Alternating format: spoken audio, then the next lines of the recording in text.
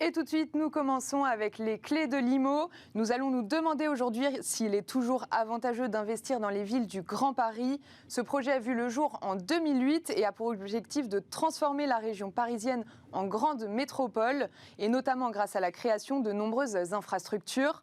Pour les particuliers, ce projet est une véritable opportunité d'investissement immobilier. 68 nouvelles gares dans toute la région, la création de 4 nouvelles lignes de métro pour le Grand Paris Express entre la prolongation de la ligne 14, les créations des lignes 15, 16, 17 et 18. Le développement du Grand Paris permettra notamment de dynamiser ces villes. On constate que 75% des villes concernées ont déjà vu les prix de l'immobilier augmenter.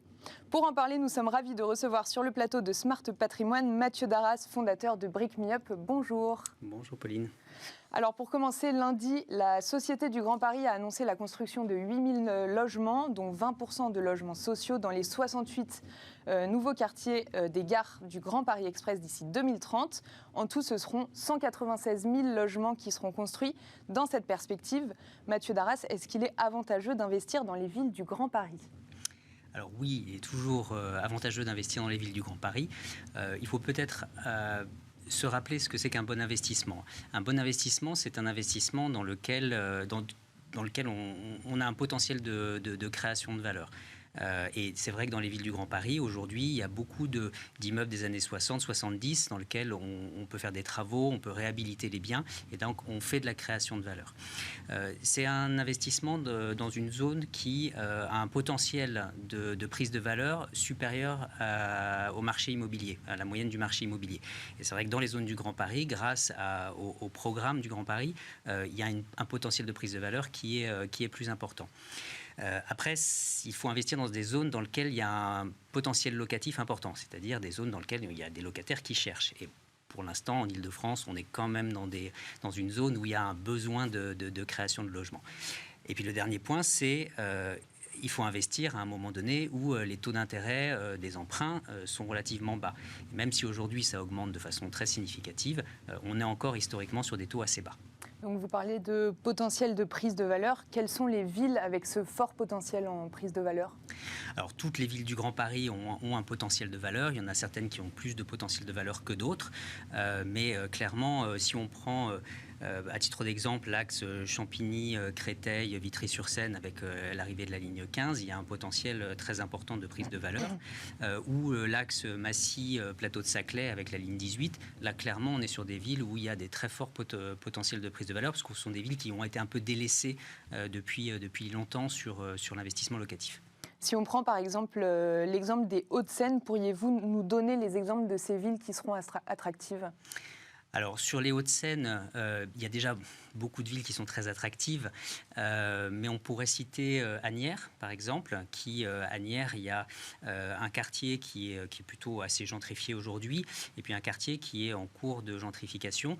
Et donc, globalement, la ville a une vraie attractivité locative, et il y a un quartier où on peut encore investir. Donc, Asnières, il y a encore du potentiel d'investissement.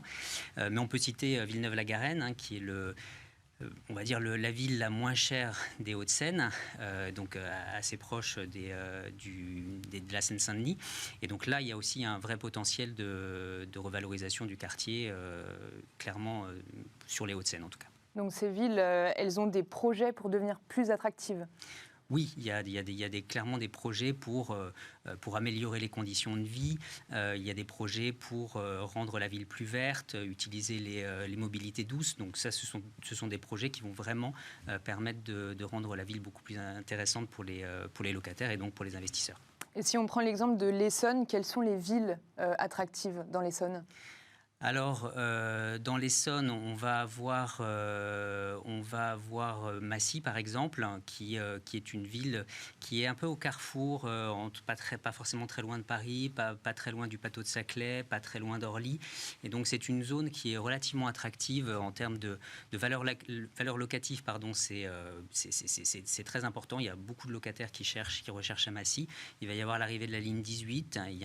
Il y a clairement beaucoup de transports en commun, donc là, il y a un vrai potentiel de valorisation. Et quels sont les types d'investisseurs qui investissent dans ces villes-là, Mathieu Darras ?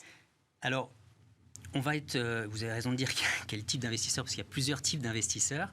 On va être sur des investisseurs qui vont rechercher de la création de valeur. Ce ne sont pas forcément des investisseurs patrimoniaux qui vont faire un placement en espérant avoir un rendement à court terme des loyers, mais on va aller sur des investisseurs qui vont acheter les biens pour potentiellement les revendre dans 7 à 10 ans et donc bénéficier vraiment de la création de valeur du Grand Paris. Donc ce sont des investisseurs qui, malgré tout, ont pas forcément peur du risque. Ils souhaitent prendre des risques et ils vont aller dans des zones du Grand Paris, éventuellement dans des quartiers qui sont en pleine revitalisation.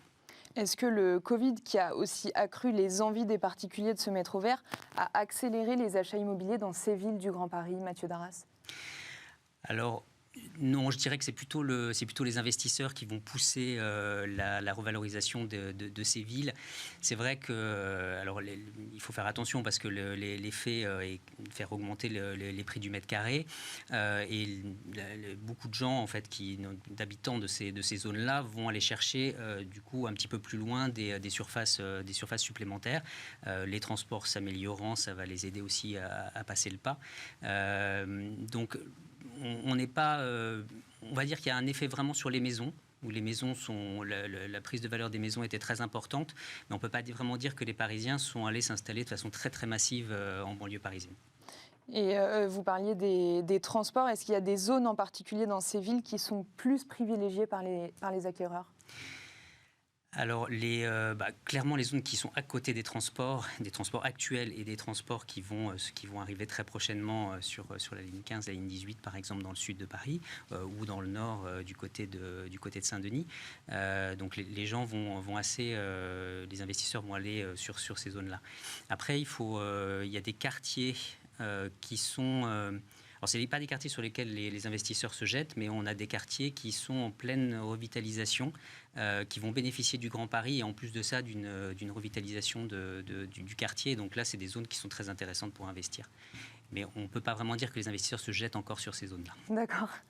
Est-ce que vous avez déjà constaté une forte augmentation des prix dans ces villes du Grand Paris, Mathieu Darras ? Oui, clairement, il y a eu des augmentations.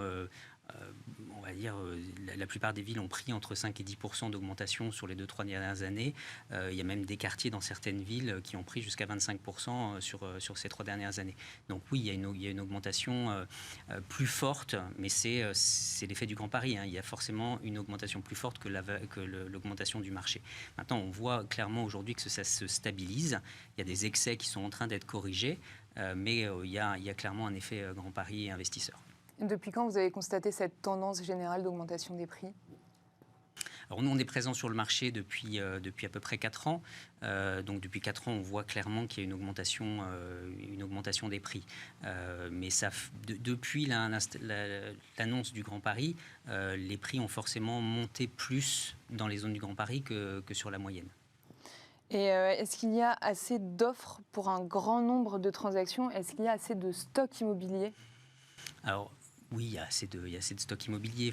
Il faut avoir les chiffres en tête. L'année dernière, en France, il y a eu à peu près 350 000 transactions qui vont concerner l'investissement locatif dans du résidentiel ancien. C'est à la fois beaucoup, mais c'est à la fois très peu.